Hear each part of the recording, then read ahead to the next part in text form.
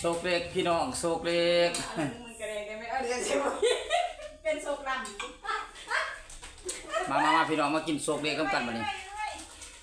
ทักทายสบายดีโอ้ยตอนแดงๆพี่น้องตอนคำมากินโศกเล็กเป็ดกันได้พี่น้องเด้อเนาะโอ้ยคักเลยพี่น้องนี่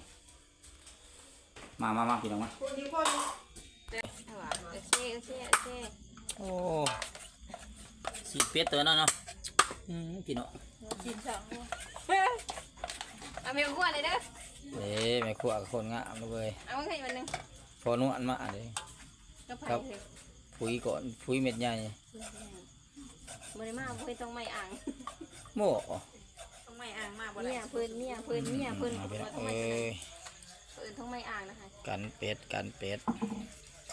ตัวเดียวตัวนี้พักกินกับพี่น้องโอ้ยล่างทางเดี๋ยวก็ไม่ต้องจันน้ำมันจะเลื่อนพักถึงกระดานค่ะหน้าไม่จี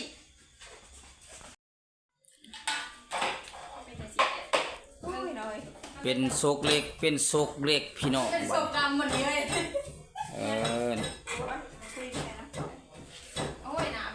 โศกเล็กพี่น้องโศกเล็กใส่ได้ชิ้นใหญ่กันดิแม่ครัวเฮ็ดโศกเล็กพี่น้องนี่โอ้ยไปตักใช่ไหมบ่บอกอาจารย์นั่นออกอาจารย์พักแต่จะได้มันโอเคพอเลยมันมาเก็บโศกเล็กและพี่น้องโศกเล็กเอานั่นใช่เลยกินไข่พวกฉันเป็นกันอันนี้พี่น้อง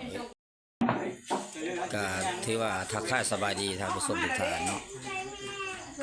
มื้อนี้ก็กินข้าวเฮือนในบ้านเพิ่นเนาะกินข้าวเฮือนพ่อใหญ่บ้านเพิ่นเนาะที่ว่ากินข้าวเฮือนพ่อใหญ่บ้านเพิ่น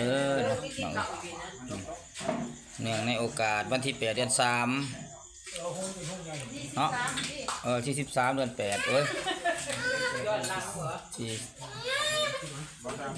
ที่13 เดือน 3เนาะย้อนหลังมันไม่ยิ่งสากลพี่น้องโอ้นี่ของป่าใหญ่เฮาลุงใหญ่เฮาเนาะทั้งพี่น้องที่เดินทางมาจากเมืองปากซองแน่พี่น้องปากซองแดนหนาวเด้อเนาะทั้งอีพ่อข่อยเนาะมาทุกคนมากินข้าวแรกนำกันมาเด้อเด้อกินข้าวแรกนำกันเด้อเนาะขอบใจทุกท่านเด้อที่ให้เกียรติติดตามรับชมเนาะ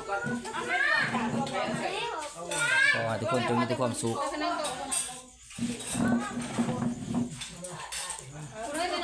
มาพี่น้องมากินข้าวกันเด้อเนื่องในโอกาสวันที่8 เดือน 3พี่น้องย้อนดังนี่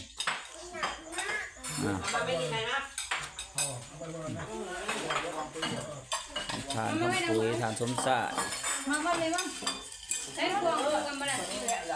พวงมาคุยกันไปเอาวัวกันมาเลยทุกคนเด้อกินน้ำกันพี่น้องมากินน้ำกันบัดนี้กำลังลงมือพี่น้องลงมือ